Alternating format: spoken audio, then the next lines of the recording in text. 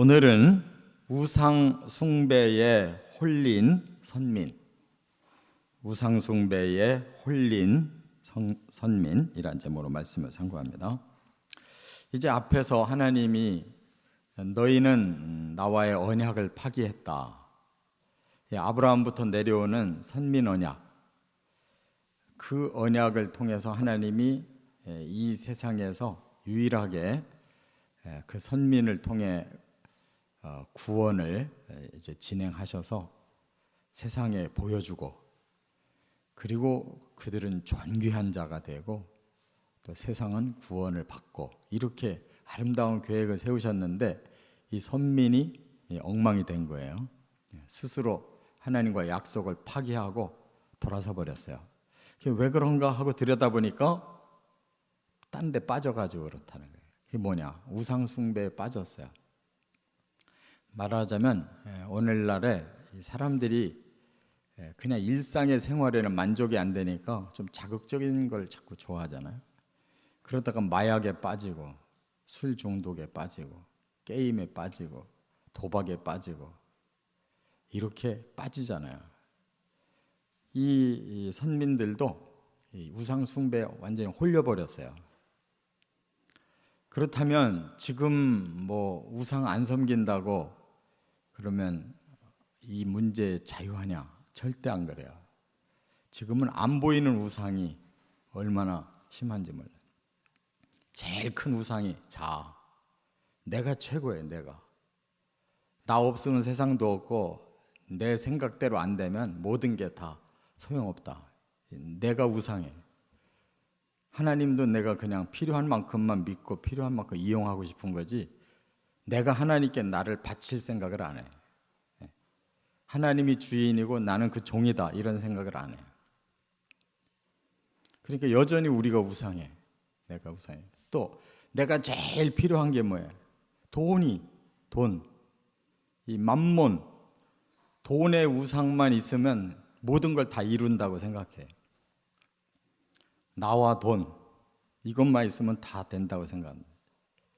그러니까 도저히 하나님이 우리 마음에 들어올 수가 없고 우리를 주장하실 수가 없어요. 하나님은 돈보다 훨씬 작아 보이니까.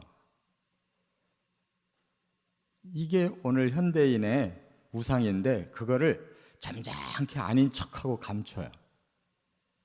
항상 겉으로 말로는 뭐 하나님 하고 속으로는 내가 다 하고, 뭐 하나님 높인다고 하면서 실제로 제일 관심 있고 제일 귀하게 여기는 건 돈.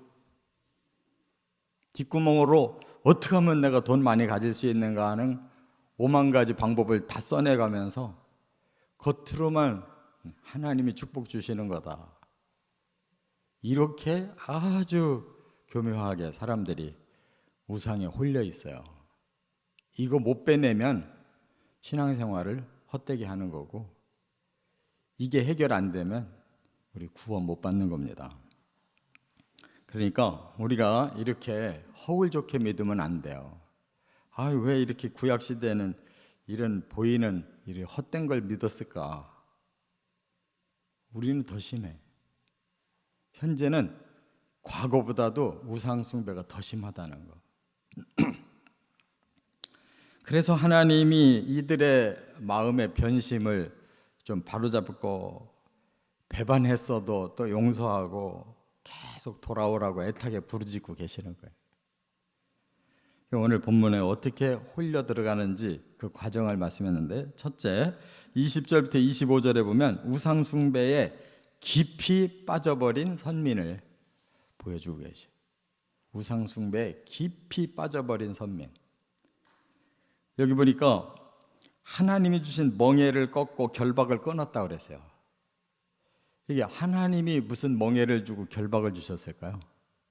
그게 언약이라는 거고, 그게 말씀이라는 거예요. 너는 나와 이런 관계를 가지고 살아야 된다. 그게 룰이잖아요. 법이잖아요. 근데 하나님과의 그 룰을 지키려니까 불편한 거예요. 왜냐하면 자기 멋대로 좀 살고 싶은데 그거 끊어버렸다는 거예요. 그거를 우상이 제공해 준다고 꼬이기 때문에. 너 우상 믿으면 그냥 돈도 많이 벌고 네가 원하는 대로 세상 것 다 누릴 수가 있다. 이렇게 가르치는 거예요. 그러니까 하나님을 그렇게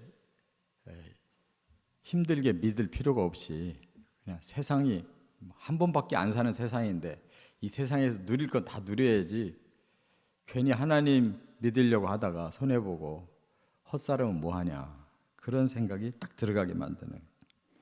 그래서 하나님을 불순종하고 그러면 어디로 가느냐? 모든 높은 산 푸른 나무 아래에서 몸을 굽혀 행음했다. 그래서 이게 바로 이제 우상숭배.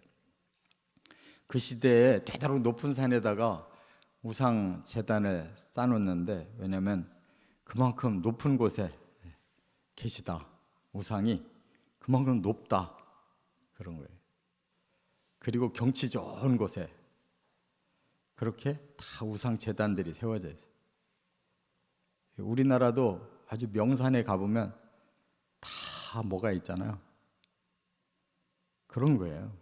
어느 나라든지 제일 멋지고 높고 좋은 곳에 우상들이 다 세워져 가지고 거기 올라가면 모든 걸 다 얻고 누릴 것처럼 이렇게 말한다 이 말. 하나님은 순전한 참 종자로 귀한 포도나무를 심어놨더니 이들이 이방 포도나무에 악한 가지가 됐다. 그래서 완전히 들포도를 맺은 거예요. 하나님 믿던 사람들이 우상 섬기면 완전히 못 쓸 종자로 변질되는 것이다. 그런 말이에요. 그들의 죄가 얼마나 깊어졌냐면 잿물로 씻어도 비누로 씻어도 안 지워진대요. 그 죄가 이제 완전히 깊이 들어서서 문신한 것처럼 안 지워진다. 속에까지 깊숙이 들어가 있다는 거예요.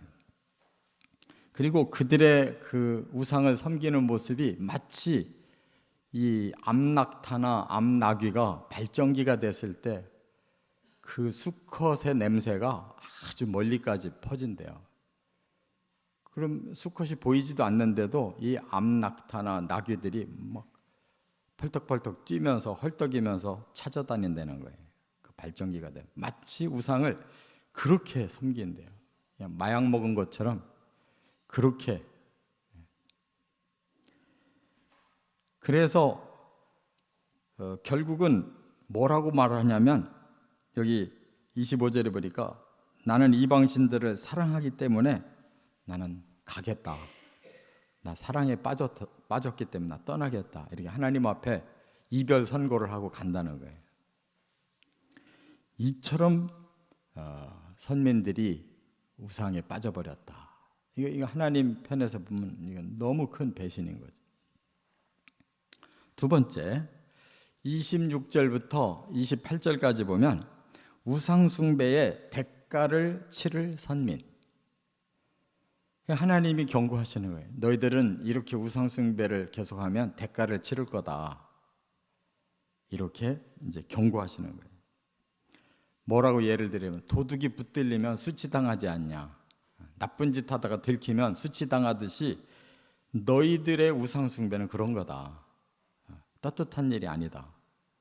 들키면 이건 수치를 당하는 일이다. 그리고 그 수치를 대표적으로 누가 받냐면 그 악을 끌고 간 지도자들이 받는다. 왕과 지도자와 제사장과 선지자들이 이 수치를 받게 될 것이다. 그러니까 항상 지도자들이 책임진다는 거예요.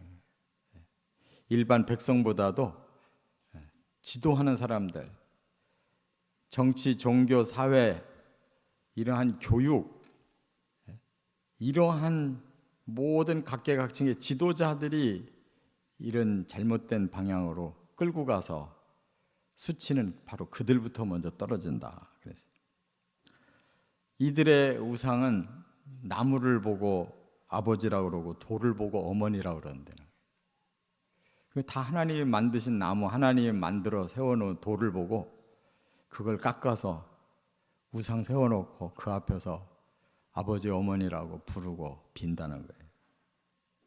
이렇게 하나님께는 등 돌리고 하나님의 얼굴에서 돌아선 자들, 환난 때가 반드시 온다. 그러면 그때는 또 하나님 보고 도와달라고 할 거라는 거예요. 그 우상들이 성읍에 수만큼 많은데 도대체 그때 가면 그 우상들 다 어디 갔느냐? 너희 우상을 불러야지 왜 환난 때 여호와를 부르느냐? 이렇게 지금 말씀하는 거예요. 그러니까 우상은 끝이 없이 많아요. 얼만큼 많으냐? 욕망만큼 많아요. 사람의 욕망이 한도 끝도 없는 만큼 우상이 생기는 겁니다. 그러니까 우상 섬기는 나라들 보면 막 수만, 사도행전에 보면 아테네에 가니까 이름을 모르는 신이라는 신상까지 세워놨다라는 거예요. 우리가 모르는 신도 계실 거다. 이름을 모르는 신, 그분이 누군지 몰라도 우리는 그분을 섬긴다고. 사도 바울이 그걸 보고 열받은 거예요. 이와 같이 사람들은 자기 욕망대로 우상을 만들어서 섬기고 이렇게 스스로 도취가 되고 완전히 중독이 되어버렸기 때문에 결국 그들의 끝은 멸망을 당하는 것이다. 세 번째, 그런데도 불구하고 29절부터 37절까지 보니까 우상 숭배를 끝까지 버리지 않는 선민, 이게 절망스러운 거예요. 하나님이 그렇게 경고도 하고 그들을 돌이키려고 애를 쓰는데도 끝까지 우상을 안 버리고 있다는 거예요. 결국은 갈 때까지 간다는 것을 하나님이 너무 안타까워서 말씀을 했어요. 이들이 어느 정도로 완악하냐? 자식을 때렸다고 대항을 한대요. 하나님 보고 왜 하나님이 우리 하나님이라면 어찌 당신의 자식을 때릴 수가 있습니까? 요즘 세상이 이래요. 교육이 절대 때리면 안 된대. 왜 내 자식을 선생님이 때립니까? 가르쳐주려고 때렸는데 내 자식을 때리다니. 이거 우상이에요, 우상. 지금 여기에서 똑같은 말을 하잖아요. 왜 내 자식을 때립니까? 하나님 앞에 대항한다는 거예요. 그리고 징계를 받아들이지 않고 하나님을 고소한다는 거예요. 법정에다 고소한 하나님이 이렇게 우리한테 이렇게 잘못했다고 거꾸로 고소한다는 거예요. 그리고 선지자들을 보내서 책망한다고 칼을 들어서 선지자들을 다 죽인다는 거예요. 이 실제로 이 시대는 그랬어요. 올바른 얘기하면 죽여버리는 거예요. 듣기 싫다고. 그리고는 끝까지 회개를 하지 않고 죽게로 가지 않겠다고 이렇게 고집을 부리는데요. 내가 왜 하나님께 다시 돌아가냐? 이렇게 자유로운 세상을 살고 있는데 내가 왜 스스로 매이는 삶을 뭐하러 사냐? 사람들이 잘 믿다가도 한번 세속화가 되기 시작하면 그런 거예요. 하나님 믿는 거 힘들어. 내가 자유롭게 이렇게 살아야지 뭐하러 그런 구속을 당해. 이렇게 그 멍해와 결박을 계속 끊고만 싶어 한다 그 말이에요. 그리고 이미 하나님을 잊어버렸대요. 처녀가 약혼을 하면 평생 잊지 못할 예물을 받고 또 결혼을 하면 평생 잊지 못할 예복을 입는데 그거 내팽개 쳤다는 거예요. 그러니까 본심이 사라진 거예요. 처음 마음이 완전히 없어진 거예요. 그리고 그들은 매춘부까지도 가르칠 만큼 그렇게 우상과 놀아난다는 거예요. 전문 직업을 가진 매춘부도 그들만 못할 정도로 이렇게 우상에게 선민이 깊이 빠져버렸대요. 늦게 배운 도둑질이 뭘 한다고 이 선민이 뒤늦게 이방 세계에 들어가더니만은 뒤늦게 우상 숭배의 맛을 보고 오히려 그들보다도 아주 더 많이 우상을 섬긴대요. 그리고 우상 숭배에는 반드시 도덕이 사라지는 거예요. 그래서 가난한 자 것을 착취해가지고 우상에게 갖다 바치고 또 아무리 죄를 지면서도 나는 죄가 없다. 그래서 하나님이 그게 바로 네 죄다 이렇게 지금 말씀하는 거예요. 죄가 없대요. 법 없이도 살 사람이래요. 그렇게 자기를 자화자찬하고 자기를 아주 존귀하게만 생각해요. 그러니까 죄가 떠오르지 않는데 어떻게 그게 범죄라는 걸 알겠어요. 또 세상에 대해서는 약삭빠른 처세술을 부린대요. 그러다가 이집트에 당하고 아수르에 당하듯이 앞으로 바벨론에게 당할 거다. 그 얘기를 하시는 거예요. 그러니까 우상 섬기는 사람들이 도덕심이 없습니다. 그냥 뭐 콱콱 돌아서는 거예요. 그리고 자기를 위해서라면 뭐 어떤 짓도 다 저질러요. 그러니까 이런 사람들이 지도자가 되면 아주 권력이 자기들의 아주 도구예요. 이렇게 엉뚱한 가짜 신이 들어가 놓으면 마약에 취한 것처럼 사람이 완전히 변질돼 버린다는 것이. 이런 한마디 한마디가 얼마나 하나님이 가슴 아파하시는 말씀인지 몰라요. 이걸 굉장히 어려운 말씀인데 풀어보면 이런 거란 말이에요. 너 완전히 우상에게 중독됐구나. 너 그러다가 혼날 날이 올 텐데. 근데 아니야. 우린 그럴 리가 없어. 이렇게 끝까지 고집 부린다는 거예요. 근데 하나님 보기에 곧 망하게 생겼는데 조금 있으면 망할 텐데 이들이 이렇게 끝까지 고집을 부리는구나. 저와 여러분들의 상황이 바로 이런 것이에요. 우리는 그걸 못 봐요.